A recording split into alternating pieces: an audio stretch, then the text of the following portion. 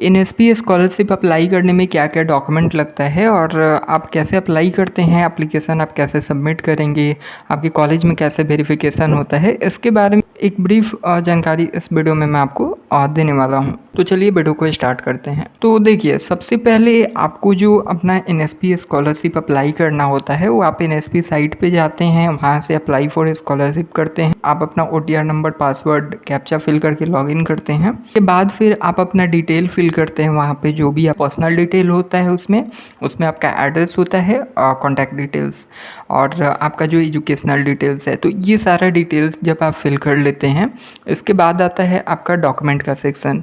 अब document section में आपको जो होता है वो अपना डॉक्यूमेंट कुछ अपलोड करना होता है। कुछ डॉक्यूमेंट का मैं नाम आपको बता देता हूँ। जैसे आपको इनकम सर्टिफिकेट हो गया, आपका कास्ट सर्टिफिकेट हो गया, आपका जो भी एग्ज़ाम होता है, जो भी एक प्रीवियस एग्ज़ाम है, अगर आप सेंट्रल सेक्टर में हो या फिर कोई और स्कीम, 12th में आप 12th पास आउट किए हो, या फिर आप कोई इक्विवेलेंट एग्ज़ाम है, कोई डिग्री है, कोई डिप्लोमा है जो फुल टाइम है, उसका जो रिजल्ट होता है, जो मार्कशीट होता है, उसको आप अपलोड करते हैं। इसके बाद फिर आप मार्कशीट अपलोड करते हैं। कुछ स्कीम में आपसे वहाँ पे जो है डोमिसाइल सर्टिफिकेट भी मांगा जाता है, जो निवास प्रमाण पत्र होता है, ठीक है। तो वो भी आप कर सकते हैं। Caste certificate, income certificate, domicile certificate, आपका मार्कशीट, डिप्लोमा, डिग्री जो भी आपका है, जो भी एग्ज़ाम है, प्रीवियस एग्ज़ाम, उसका। उसके बाद फिर आता है एक आपका बोनाफाइड। अब बोनाफाइड आपको अपलोड करना होता है वहाँ पे। बोनाफाइड आपको वहाँ से डाउनलोड करने का भी ऑप्शन मिलता है। अगर आपको नहीं मिलता है तो इसी चैनल पे एक वीडियो है कि बोनाफाइड आप कैसे डाउनलोड कर सकते हैं, क्योंकि एनएसपी में इस बार बहुत सारे चेंजेस हुए हैं और बोनाफाइड का भी ऑप्शन हटा दिया गया है। पहले आता था, अभी हटा दिया गया है काफ़ी सारे स्कीम से। तो आप उसको चेक कर सकते हैं कि बोनाफाइड कैसे डाउनलोड करें और कैसे फिल करें, ठीक है। तो ये हो गया, बोनाफाइड हो गया। अब बोनाफाइड का, हाँ मैं बता रहा था कि बोनाफाइड आपको कैसे अपलोड करना है। तो देखिए, अब ये जो आपने अप्लाई किया तो आपका एक प्रिंट आउट इसका निकलेगा, ठीक है, वो आप निकलवा लीजिएगा। उसके बाद फिर आप अपने कॉलेज में जाते हैं जहाँ पे भी आपका ये एनएसपी का होता है, स्कॉलरशिप रिलेटेड जो भी वेरिफिकेशन हो या फिर वहाँ पे डॉक्यूमेंट सबमिट होता है। तो वहाँ पे आप जाएंगे, वहाँ से पूछेंगे कि वो कौन कौन सा डॉक्यूमेंट मांग रहे हैं।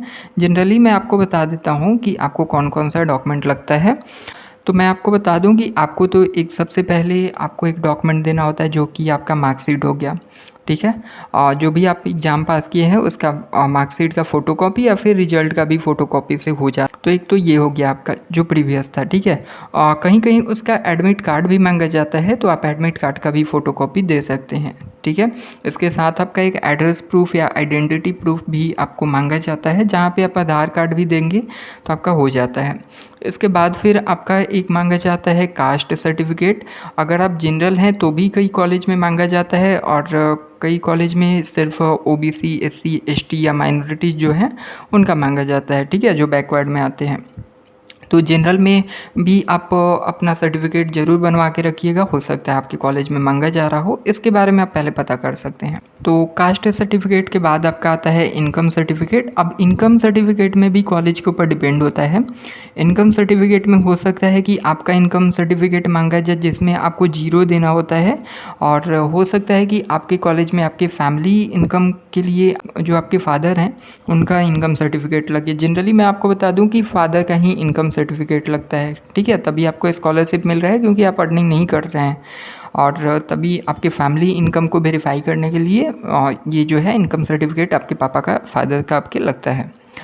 इसके बाद फिर एक आता है आपका डोमिसाइल सर्टिफिकेट, मतलब आप कहाँ के रहने वाले हैं, ठीक है। अब ये भी ऑप्शनल होता है, आपके कॉलेज पे डिपेंड करता है। इसमें भी बहुत सारे डॉक्यूमेंट कॉलेज के ऊपर डिपेंड करता है, बट जनरली ये होता है, ठीक है। तो आपको डोमिसाइल सर्टिफिकेट देना होता है। इसके साथ आपको जो है अपना बैंक पासबुक देना होता है, जो भी आप जिस भी बैंक अकाउंट में अपना पेमेंट लेना चाहते हैं, और बैंक पासबुक जो भी आप देते हैं उसका फ़ोटोकॉपी, तो वो आप वही दीजिएगा बैंक अकाउंट जो आप आधार से लिंक रखते हैं, ठीक है। तो आधार से अगर आपका लिंक होता है जो बैंक अकाउंट, उसको अगर आप देते हैं तो आपका पेमेंट आएगा, और अगर आपका आधार से लिंक नहीं है तो आपका पेमेंट उसमें नहीं आता। बहुत सारे स्टूडेंट ये गलती करते हैं कि वो आधार लिंक्ड बैंक अकाउंट अपना नहीं देते हैं और पेमेंट तो UID के थ्रू होता है, AEPS सिस्टम बोलते हैं, आधार इनेबल्ड पेमेंट सिस्टम, तो उसके थ्रू होता है। तो आपका बैंक पासबुक हो गया, ठीक है। और अगर आपका कोई रिजर्वेशन है या फिर आप EWS दे सकते हैं, ठीक है। और अगर आप कोई बैकवर्ड क्लास से आते हैं, कोई और कैटेगरी में आते हैं जनरल को छोड़ के, तो आप रिजर्वेशन के लिए भी अलग से अगर आपके पास कोई सर्टिफिकेट है तो ये डॉक्यूमेंट हो गया। एक मैंने ये जनरली आपको बता दिया जो जो डॉक्यूमेंट मतलब लगते हैं कॉलेज में, एक बार फिर से मैं आपको बता देता हूँ। तो आपका एक हो गया 12th का मार्कशीट, इसके बाद 12th का मार्कशीट या रिजल्ट, इसके बाद फिर आपका हो गया एक income certificate, caste certificate, domicile certificate, आपके प्रीवियस एग्जाम का एडमिट कार्ड, ये ऑप्शनल होता है, बहुत कम रेयर चांसेस में मांगा जाता है बट हो सकता है, ठीक है।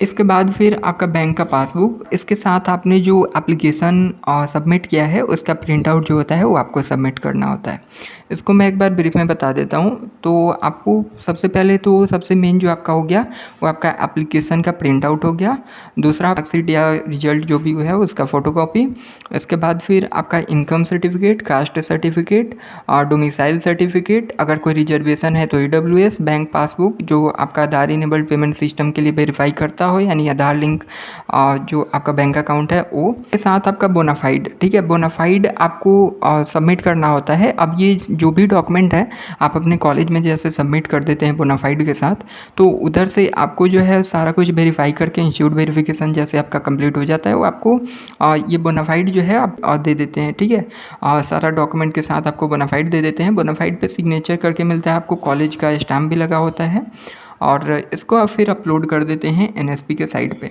तो ये आपका यहाँ से वेरिफिकेशन हो जाता है, इंस्टीट्यूट वेरिफिकेशन, ठीक है। तो ये आपका कंप्लीट हो जाता है। बोनाफाइड का अगर आपको ऑप्शन नहीं दिख रहा है NSP के साइट पे अपलोड करने का, तो सिर्फ आपको वहाँ से इंस्टीट्यूट वेरिफिकेशन करवा लेना है, इसके बाद आपको बोनाफाइड मिल जाएगा, उसको आप रख लीजिएगा, ठीक है। ये ऐसे कुछ डॉक्यूमेंट लगते हैं। आपके कॉलेज आपके इंस्टीट्यूट पे डिपेंड करता है, हो सकता है कुछ ज़्यादा डॉक्यूमेंट मांगा जाए, कुछ कम डॉक्यूमेंट मांगा जाए आपसे, तो ये आप अपने कॉलेज में पता कर सकते हैं, ठीक है। तो आप जैसे ही ये सबमिट कर देते हैं, इंस्टीट्यूट वेरिफिकेशन आपका कंप्लीट हो जाता है। इसके बाद आपका board verification, nodal officer verification होता है, NSP से वेरिफिकेशन होता है। जब NSP की तरफ से सारा कुछ एप्लीकेशन वेरीफाई हो जाता है, आपका जो एप्लीकेशन है डॉक्यूमेंट डिटेल, इसको आपका जो है PFMS के पास भेज दिया जाता है। वहाँ से फिर आपका जो है अप्रूव होता है, फंड अप्रूव होता है, आपका फिर से एक बार वैलिडेट होता है एप्लीकेशन, जो भी डॉक्यूमेंट डिटेल होता है ये सब वेरीफाई किया जाता है, आपका सैंक्शन होता है, फाइल स्टेटस, बहुत सारे ये होते हैं। उसके बाद फिर आपका लास्ट में बैंक अकाउंट में आपका पेमेंट क्रेडिट हो जाता है। ये एक लंबा प्रोसेस है। PFMS प्रोसेस के बारे में एक अलग से वीडियो मैं बना के और इस चैनल पे अपलोड कर दूंगा। आई होप आपको वीडियो इन्फॉर्मेटिव लगी होगी। ऐसे इन्फॉर्मेटिव वीडियोज़ के लिए चैनल को सब्सक्राइब कर लीजिएगा और कोई भी क्वेश्चन होता है तो आप मुझे कमेंट कर सकते हैं। Thank you.